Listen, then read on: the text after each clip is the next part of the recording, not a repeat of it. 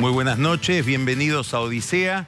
Y esta noche los invito a que nos subamos a una nube para mirar desde una distancia suficientemente alta, lejos, el comportamiento de dos países, de dos sociedades, en relación con la corrupción, con la justicia, con el poder. Vamos a mirar primero Brasil. En Brasil hay, desde comienzos del año pasado, un juez que se llama Sergio Moro. Es un juez federal de primera instancia de la localidad de Curitiba, que tiene 42 años. Y este juez ha iniciado una especie de manipulite. Probablemente se esté llevando adelante en Brasil la operación de lucha contra la corrupción de mayor dimensión, de mayor magnitud que haya conocido la historia de América Latina. Descubrieron que alrededor de Petrobras había un sistema de financiamiento de la política y de contratos negros en beneficio de las principales empresas de Brasil. ¿Saben de cuánta plata estamos hablando? Por lo menos 3.000 millones de dólares en coimas en los últimos 12 años. Anote, 3.000 millones de dólares en coimas.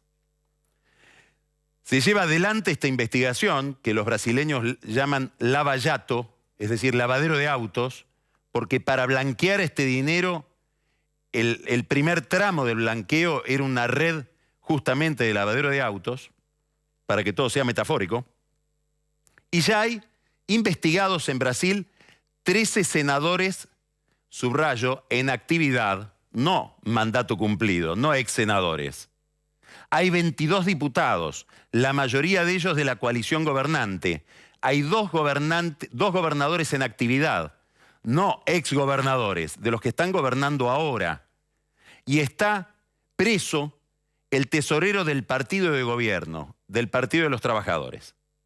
Pero además, este juez, él solito, Sergio Moro, puso preso aproximadamente a 50 empresarios, entre los cuales están los presidentes de las principales constructoras de Brasil, empezando por Marcelo Odebrecht, que ha sido un emblema de la era Lula, de la era Dilma en la economía brasileña, y que fue preso hace 2 semanas. El padre de Marcelo Odebrecht, Emilio Odebrecht, que había conducido esta mega empresa, esta multinacional brasileña antes que su hijo, cuando se enteró de que su hijo había sido sacado de su mansión en el barrio de Morumbí, en San Pablo, para ser llevado a una cárcel común, dijo: van a tener que construir 3 cárceles más.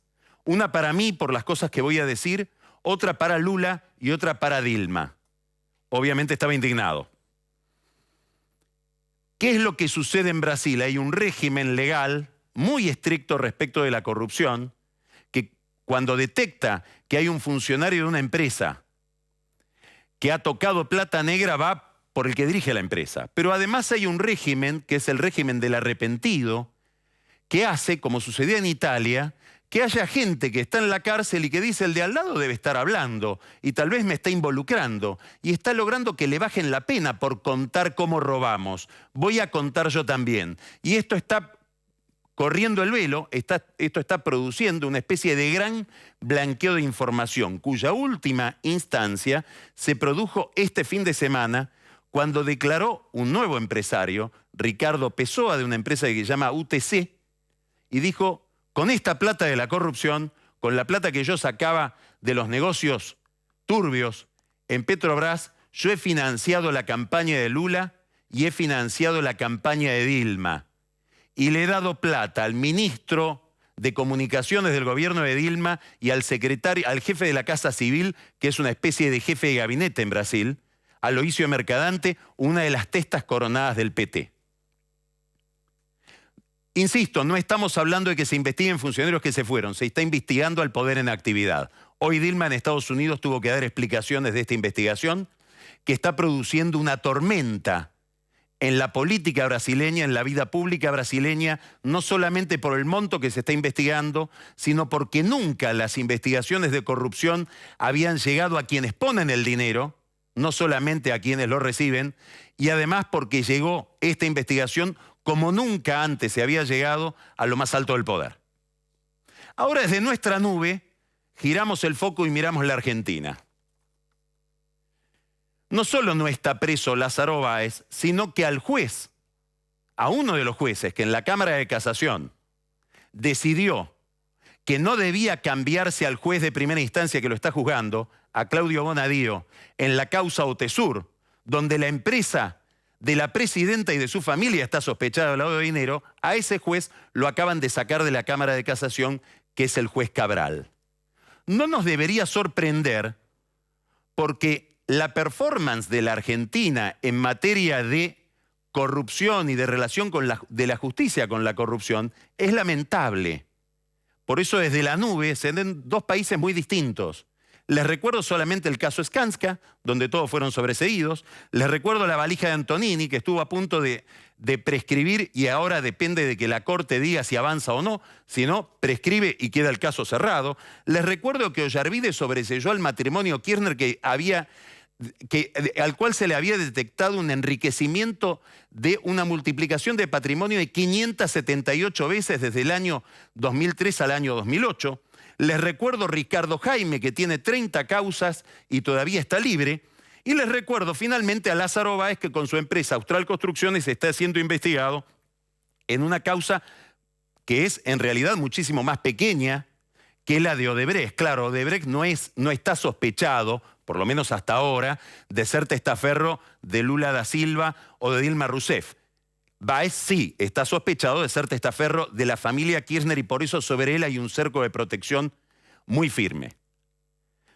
Una de cuyas barreras, una de cuyas vallas conocimos la semana pasada con el reemplazo del juez Cabral, que ya había, como les dije, fallado en contra del gobierno en el caso Otesur y que ahora se predisponía o se preparaba para fallar en contra del gobierno en la causa que decide si fue constitucional o no el acuerdo con Irán para negociar el caso AMIA, para negociar la causa AMIA en una comisión de la verdad que iba a sustituir en alguna medida a la justicia argentina y en la que iban a intervenir como parte los acusados iraníes.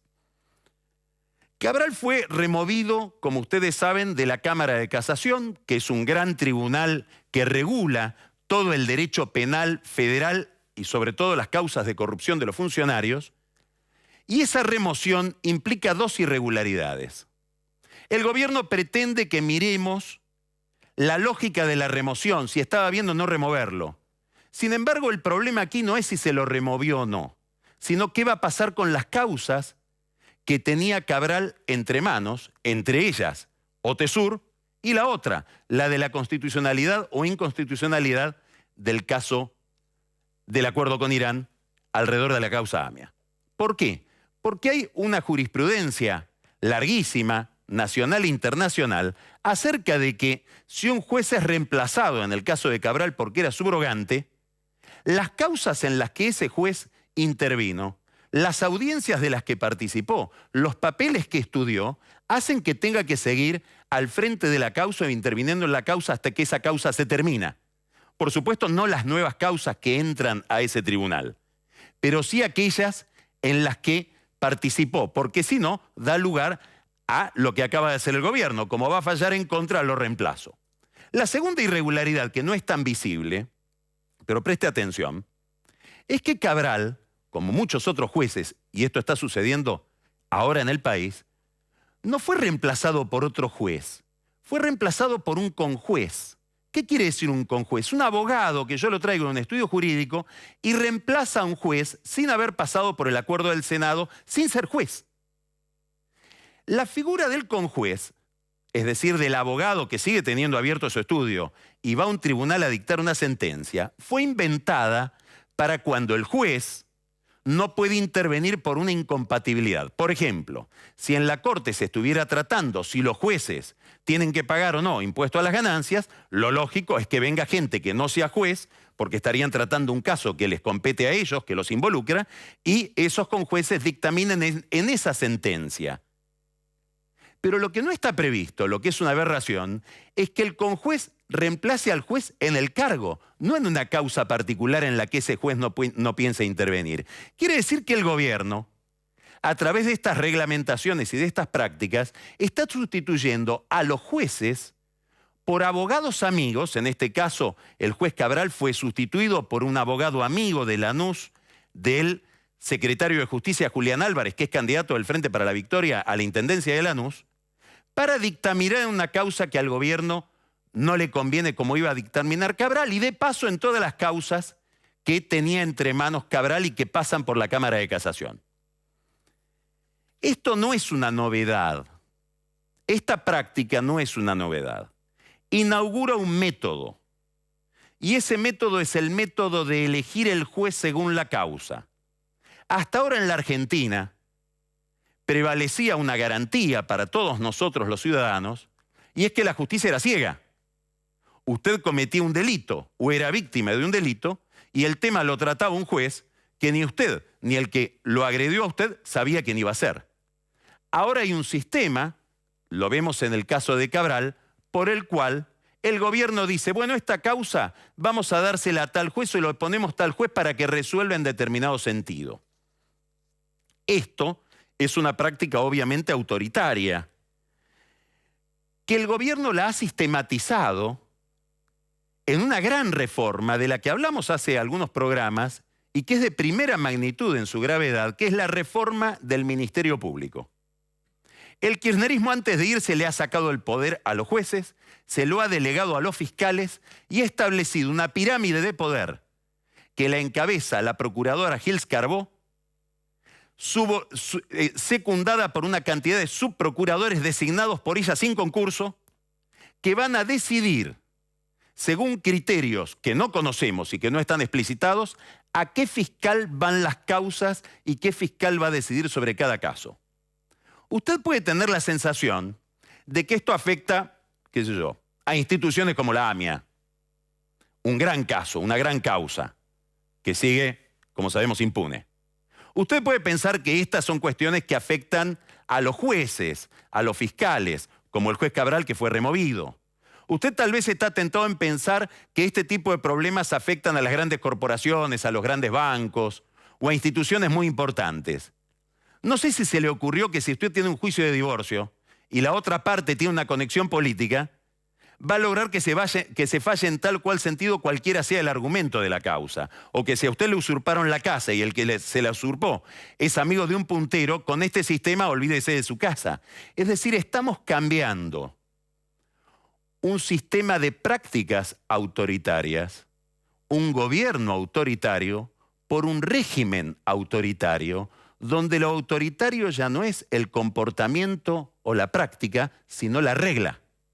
Esto es lo que está dejando el kirchnerismo como herencia y no sabemos qué piensan los sucesores. Aparentemente Macri y toda la oposición reformaría todo esto. Por supuesto, Scioli está de acuerdo con todo esto y es el candidato destinado a continuarlo. Para eso lo han elegido.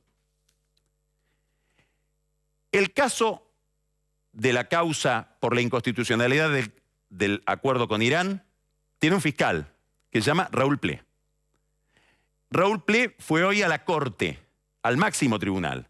Golpeó la puerta y les dijo, señores, acá hay un problema. Y no es solamente el caso de la inconstitucionalidad del acuerdo con Irán. Acá Cabral venía tratando todas estas causas. ¿Se las van a sacar a todas y se las van a dar a este abogado entrado por la ventana? ¿O se van a respetar las reglas que rigen la juridicidad en la Argentina y que rigen la juridicidad en el mundo civilizado según dictámenes de la Comisión Interamericana de Derechos Humanos y de las Naciones Unidas? Para ir con ese argumento a la Corte, Ple presentó un escrito donde para explicar esta aberración, por supuesto, no se sirve de ejemplos brasileños, se sirve de ejemplos venezolanos, porque la Argentina en esto se va pareciendo a Venezuela. Tenemos computadoras para todos, tenemos carne para todos, tenemos heladeras para todos y fútbol para todos. Tal vez lo que no tengamos en adelante es justicia para todos.